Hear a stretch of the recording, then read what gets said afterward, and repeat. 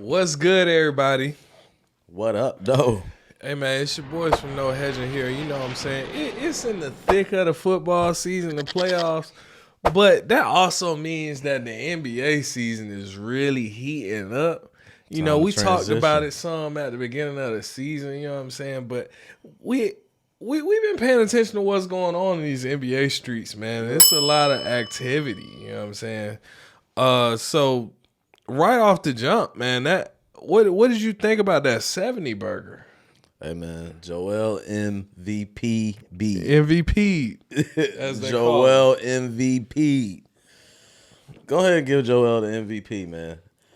I know the 70 bitch? I know Jokic. I know Jokic was, it was a little debate last season about MVP and all that, and Jokic got it. Joel could have been the MVP as well, but let's go ahead and give Joel the MVP. He's been busting his ass, and he deserves it. He is the most valuable player of the league. You think you been a little hasty on that one, though?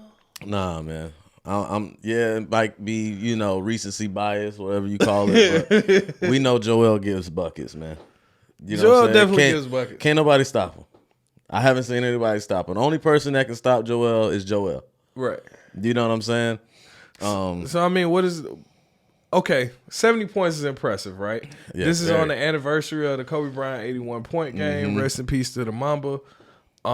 Versus the Spurs now, when you got Wemby, who's supposed to be 7'10", a defender. But Wemby's tall, right? Wemby's slim though. Mm-hmm. Joel Embiid, he's more of a wide body. He got some versatility to his game. He's a big guy too. He's still 7'1" in his own respect. Range, inside game, post game, play some defense. He does everything that you need a big man to do. I think him and Jokic definitely 1A, 1B when it comes to big men in the league. Oh yeah, Jokic 1A. Yeah, but because of the passing.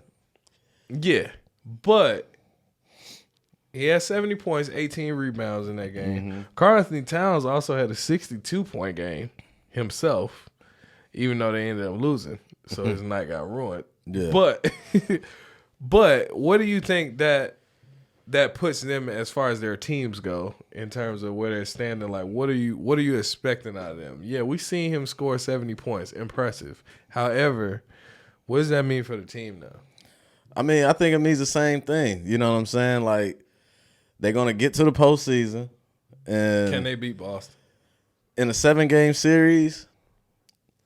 Possibly. You know what I mean? I think Philly, they need another guard.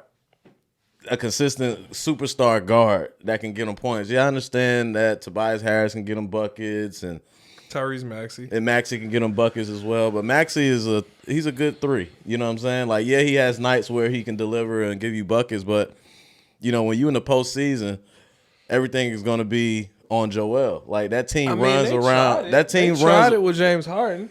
Yeah, but that's James Harden. We all know James Harden ain't him in the postseason. You know what I'm saying? We know he's not him in the postseason. Everybody knows that. What you mean, famous? You know what I mean? Like, James Harden, I have bad vibes with James Harden because of what he did to us in Brooklyn. You know what I'm saying? Like, if he would have delivered and showed up. This is a personal vendetta you got? No, but it's what we've seen. James Harden hasn't been delivering in the postseason. You know what I'm saying? On a consistent basis. You know what I mean? He's been paired up with so much talent that, you know what I mean, we haven't seen much out of it. But what I'm saying is, I think the Sixers, they're going to be in that same situation where I think they just need another scorer at the guard position that's consistent, that's a superstar, to help Joel Embiid, to take some pressure off of Joel Embiid. So you would like to see Joel Embiid paired with, pull a move like the Milwaukee Bucks pulled to get a Damian Lillard, something like that, superstar to bring him in with Giannis. Absolutely. Even though he already had Chris Middleton, he had a couple guys who are productive. Drew Holiday, they traded Drew. But, so you think that solves the problem that gets them over the hump to be able to beat a Boston or be able to beat a Milwaukee? I think so, because a lot of it of Joel's issues is injury in the postseason, right? So I think that comes from either that or his partner disappearing. When he had Ben Simmons, he disappeared. Ben Simmons went. But that's what I'm saying. Like, it's either another James superstar. Harden. Right, that's what I'm saying. So he needs another legit superstar that can help take some pressure off of him because, with the injury stuff, that probably comes from a long, strenuous MVP type season of him scoring 70 points. You know what I'm saying? So consistently doing that, then we get in the postseason, now you banged up. Yeah. So I think he needs he needs a good guard to help him out. Yeah, I like Maxey. Maxey's legit. But I think we've seen consistently what the Sixers do in the postseason. You know what I'm saying? Like, expectations for the Sixers is always to be one of the top teams in the East. But what happens? When Joel doesn't go, the team doesn't go. And I think you get somebody that can take some of that pressure off of him as far as a shooter, a guard, in a guard position. I think that helps them out a lot, and they can really, really compete against, anybody in the league. Okay. So that's my thoughts on it. So shifting from them, continuing to stay in the East, right? Right now we have the top 6 teams, the teams that are not in a play-in spot.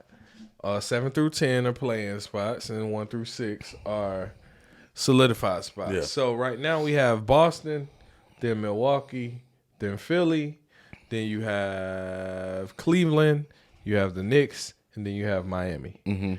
Okay, so basically the same ones from last year. Right.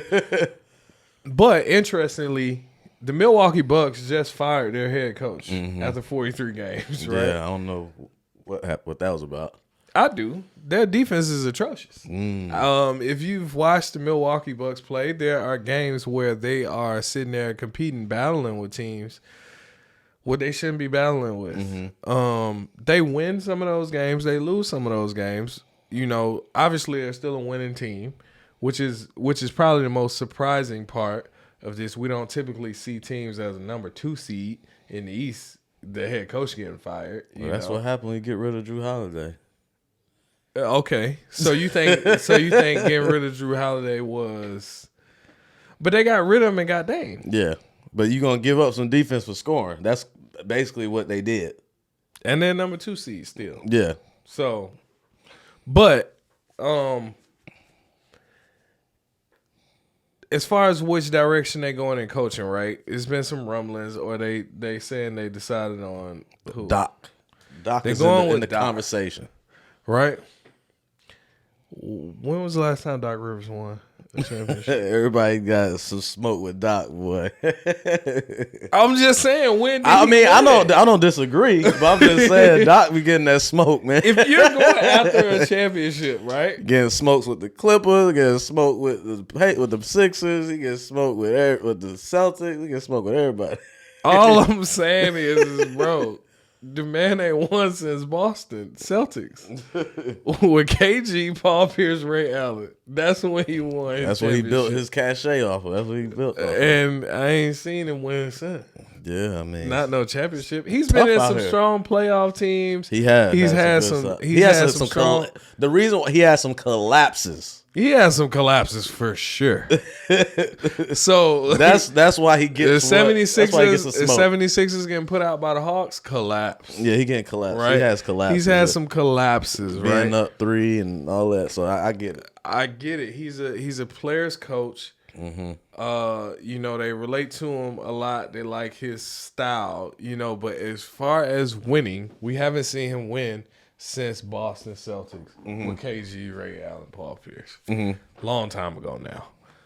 Now, my question is okay, I get it, but I don't. At the same time, if you're talking about somebody who's a high caliber coach to be a championship or bust team coach at this point, right? You need some type of high pedigree. Who's out there? Win. Why aren't there more conversations with Mark Jackson? They blackballed him. That's what I'm saying. Why? You talking about smoke traveling people? Mark Jackson got why? I don't know. Mark Jackson was a good coach. Are we not forgetting that he built that Warriors team? Did he win? He is the one who built up the team. Yeah, but did he win?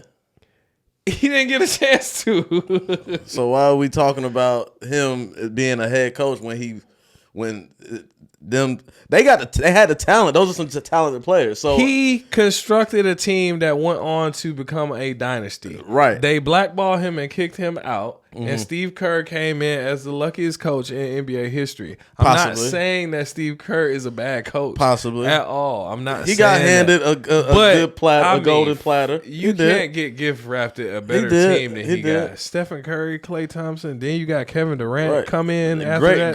Great draft. Draymond Green great draft. They did some great drafting there. They did some great drafting. And I think the GM and the head coach has a lot to do with that. And they're the one who acquired the players that he was fortunate enough to coach. This is how good that team was. He missed half of the season, and Luke Walton, the backup coach, was able to coach and win just as many games as he was able to win when he was out with health issues. Right. So that tells me that the team is constructed very well. Yeah, it's talent. They ain't got nothing to do with Luke Mark. Walton. What they got to do with Mark? I'm saying Mark if that's put the case, team together. That's what I'm saying. He put the team together, but as far as them winning something, what has he won? Because the goal is to win. Get a chance to. So we talking about, all right, you know, didn't really get a chance why Doc Rivers versus Mark Jackson? Why Mark Jackson isn't getting any looks or anything like that?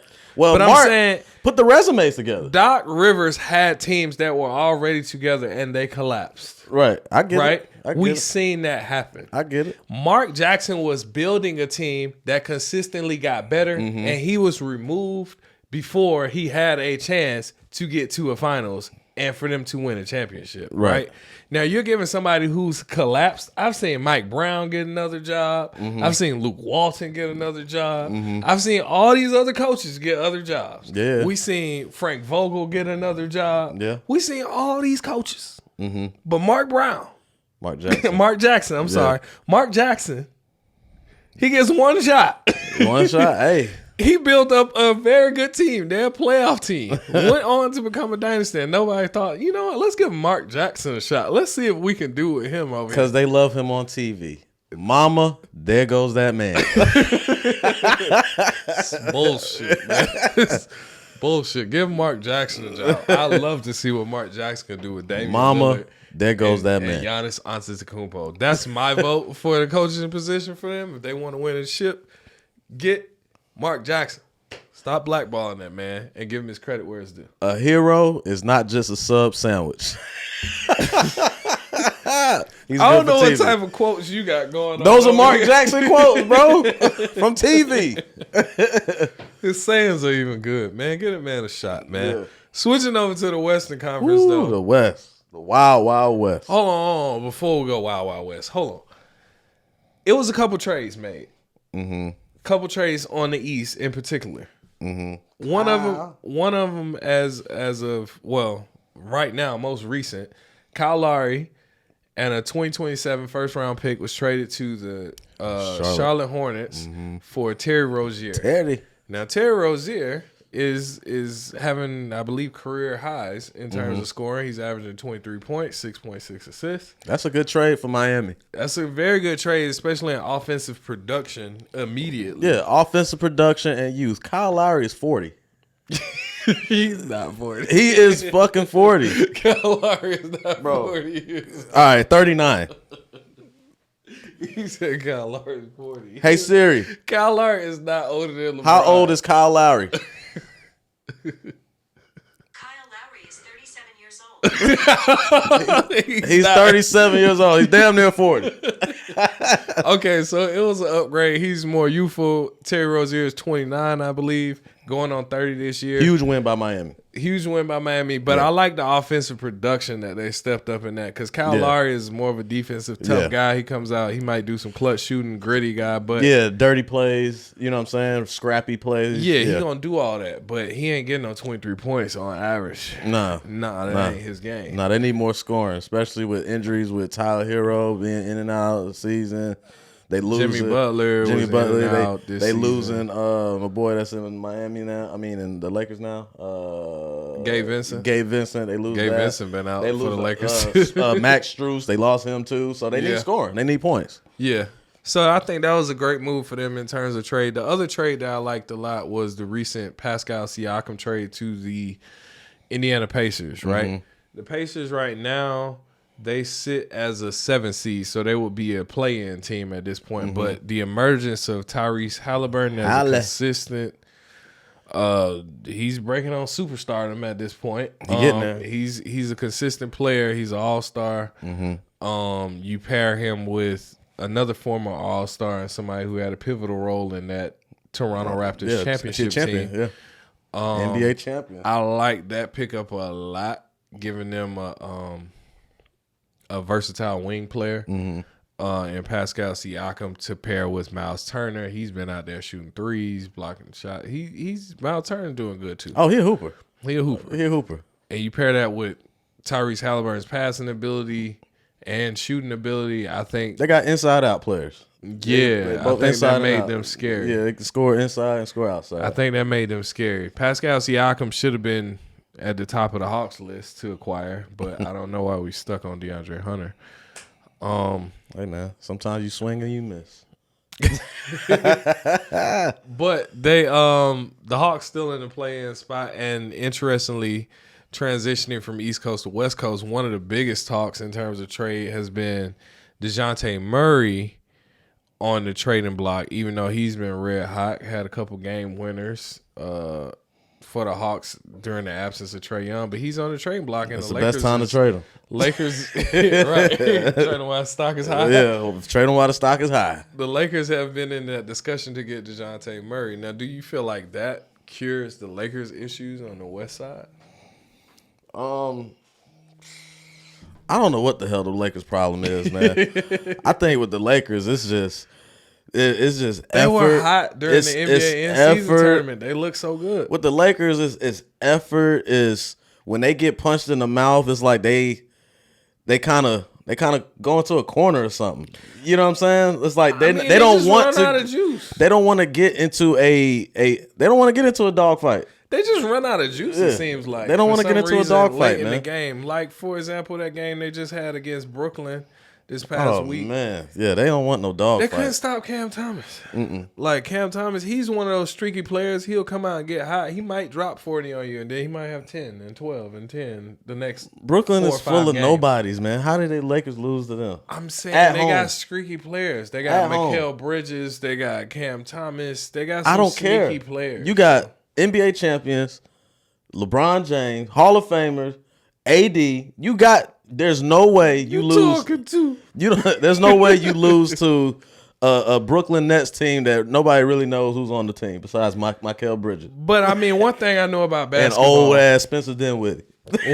One thing I know about basketball though is people get hot. People do get hot. You have your players who can go on to a hot streak, and there's a phenomenon that is very exclusive to basketball, unexplainable. I don't understand why the basket looks like it's a mile wide some nights to some players. It turns into the Grand Canyon. J.R. Smith, one of them players, extremely talented, but he might have nights where he ain't doing shit. But when he get hot, he might come out there and make 7 threes. Yeah, crazy. So I think Cam Thomas had that type of night against the Lakers, but I just use that as an example because LeBron has been shooting probably the best we've seen him shoot in his career, which is crazy. This is insane. What he's doing. He's shooting the best we've seen in year 21. He's 40. Right. He's 39. He's damn near 40, He's 40 for real. So, but then you got Anthony Davis, who was playing pretty well. He's playing well. Yeah. He's playing well. He's been more consistent. He's been more consistent. And during the in-season tournament, since the in-season tournament, he was able to keep that up, and he only missed a couple games. Right. Which his injuries has been one of the biggest downfalls of Anthony Davis, but he's been pretty healthy this season too. So it's been the other guys that have been kind of banged up. It's the old other guys. Gabe Vincent, that's hurting the Lakers right now. But, I mean, you still got Austin Reeves. You still got D'Lo, who's been stepping it up some. D'Lo, man, so inconsistent.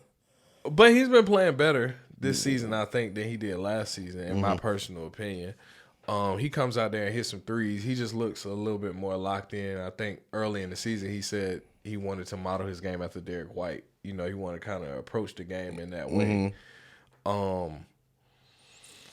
But getting rid of D'Lo or getting rid of one of these other guards and getting Dejounte Murray, I mean, do you think that fixes what the Lakers have issues with offensively? Nah, man. No. No. Like I said, I think it's just effort, bro. I think it's just effort because when the Lakers are on, they're on. Right. You know what I'm saying? They screamly on. Yeah, and then I think an X factor that's been missing is Cam Reddish. You know what I'm saying? Cam Reddish been out there most of the time. He was injured. He was hurt in the last couple games. Couple games, but he was out there. He don't score a lot of points. Right, but I'm saying like he's an X factor too. I just think they need to spread the ball around. I think some of these guys need to take ownership and start trying to get some buckets. They need to see the ball go in and not rely solely on LeBron and AD the whole time. You know what I'm saying? It just seems like that's what the offense is. And you need your role players. They two superstars. They two all-stars. I don't know, man. Get the ball. The Lakers are just a weird team. They can figure it out if they really wanted to, like they did during the in-season tournament. Like, they turned it on. They was ready to rock and roll. I think when you got Bron and AD on the same team and playing at a level that they've been playing in this season, they should win 90% of their games. You know what I'm saying? 90%. Because can't nobody guard neither one of them. Well, right now the Lakers are a 9 seed, so they will be a play-in team again. Man, them dudes, they just like to be on cruise control until then. They make it so hard for themselves, man. So right now in the West, you got the Minnesota Timberwolves at number 1. You got OKC at number 2. Okay. You got the Denver Nuggets at number 3, the champs. You got Clippers at number 4, Suns at number 5, New Orleans at number 6. So when you get into those play-in teams, you got Sacramento, you got Dallas, you got the Lakers, and you got Utah. Sacramento will run the Lakers off the damn court. They run. They do run. But they ain't big enough. They are kind of small. Yeah, they're not big enough. But my question for you is, out of those teams, right, given where the Lakers stand, I know it's always a lot of attention on LeBron, the Lakers, and whatnot. Denver Nuggets are the standing champs, right? They're the NBA champs. But it's a lot of young teams that have emerged and came up. You know, we saw the Sacramento Kings get in there and emerge. We see Kyrie and, well, I wouldn't call them a young team, but we see Kyrie and Luka kind of meshing well together, playing OKC better. now. But OKC, yeah, them boys serious. OKC and Minnesota have two pretty young teams. Minnesota a little bit more mixed, but OKC is full of young players. Yeah. They've traditionally done very well in the draft and built their teams that way. And right now they have a number 2 seed, and they got a Rookie of the Year candidate in Chet Holmgren, in my personal opinion. They legit. So, do you feel like who's coming out of that West in terms of production? Like, what do you see coming out of the West? I mean, you can't forget about Phoenix, man. Them boys still there. You know what I'm saying? You got dogs on Phoenix, ballers, hoopers. Yeah. You know what I'm saying? So when it's time, they're gonna rock. And then especially they haven't all been healthy playing on the same court together either. Who's the favorite though to come out of the West right now, you think? My favorite to come out of the West is gonna be the remaining champ. The reigning champs. The reigning champs. You know what I'm saying? Until you dethrone the champ, I mean, it's just what it is. Okay. Now Shai Gilgeous-Alexander is coming though. Yeah, them boys coming, but you know, Jokic is the problem. You can't really match up with Jokic. You know what I'm saying? I mean, most how of the do you match teams, up with none of the teams in the West can really match up with Jokic. I mean, you can say AD can probably bang with him a little bit, but outside of that, it's Chet though. Chet too small. You think he's too small? Yeah, too thin. He's blocking a lot of shots. He's too thin. Think he's just too skinny? Jokic would put Chet in a blender. He'd have him spinning around like a Beyblade. Real talk, bro. Not a Beyblade. You remember the little thing, little Beyblade? Yeah. Jokic would have him spinning around like a Beyblade. This, the footwork is too crazy. You have him going crazy, man. No, I feel that. I think that young Oklahoma City Thunder team is very dangerous. I think they're the most I like them. dangerous But they in young, terms though. of that playoff team because they have a lot of weapons. You got guys like Jalen Williams, who's nowhere near the star, but consistently giving you 20 and 6 or some shit. Like on prop bets, this for all my prop people out there, Jalen Williams is a nice sleeper for you, right? This man PRA be right around mid-20s, and they slowly inching it up, but all he does is cover, right? all you need. So he's going to give you points, rebounds, and assists on a regular basis. Just and cover. He's going to be quiet out there. And SGA still getting off. Chet still getting off. Josh Giddey still getting points and rebounds or rebounds and assists certain games. You know, they're still producing. So I think they're dangerous. I do look at I don't see them going that deep now. You don't think they're going that deep? Nah, I think They can beat out some of them lower teams. I think they'll be like Sacramento last year. Okay, second round. Yeah, I think they'll be like team. Sacramento last year. Okay. You know it what I'm depends saying? on who they match up with. Yeah. Minnesota is dangerous too, though, because Ant-Man is starting to really come alive, and we starting to see what he can really do. What about the Clippers? They've been clicking. The Clippers are good. They got a bunch of old guys that are They good. old, man. They old, man. They got a couple of young guys sprinkled in there. You know, you get the your core is about 40. Your core.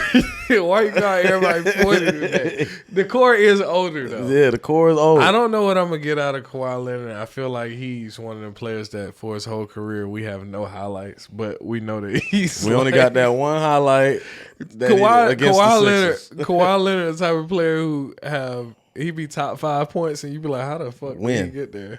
When? I don't remember no buckets except for that one 3-pointer he made against the Sixers. Yep, that's the one. That's the only one I remember out of all his highlights. I have no more. Yeah. But they have an older core, so my concern is trying to run in a series against a Sacramento Thunder. Yeah. I'm a little bit concerned about that, but I mean, you got your dogs, you got your Russell Westbrook who gonna come out there and give you some energy. You know, you still got James Harden. I know you not excited about Harden. Hey, I ain't seen him in the playoffs do very well, so I see the same But thing. that's the good thing is even if he's not doing very well, you still got Paul George, you still got Kawhi Leonard, you still got Russell Westbrook. I think in order you for still the got some other Clippers guys. to actually make noise in the playoffs, all of those guys have to be healthy. You can't have two without one.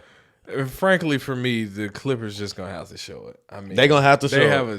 have the most tragic history in NBA. Yeah, they always get injured, and then that's it. And then you're like, all right, well, it was cool regular season. Yeah, Good. They have one of the Looks most tragic histories of any NBA team. They just trying to sell tickets for the new arena. That's all it is. I guess, man. I don't know, but yeah, man. That was some of the recent thoughts. You know what I'm saying that I had about this crazy NBA season. It's ramping up. We getting closer to All-Star break, so I think it's a lot to be tuned in, locked in, focused. Oh, yeah. Especially as we come to that midpoint, we starting to shape up, see who's gonna be in the playoffs, who's gonna be out, who's a real contender, who's a pretender.